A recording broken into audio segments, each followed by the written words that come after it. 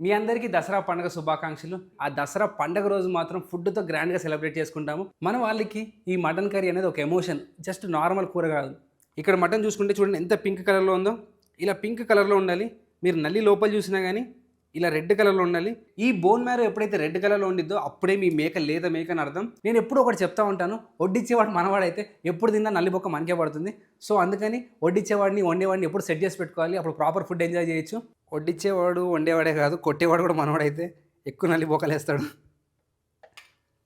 so చూడండి బ్యూటిఫుల్‌గా చక్కటి గ్రేవీతో 3 నల్లీలు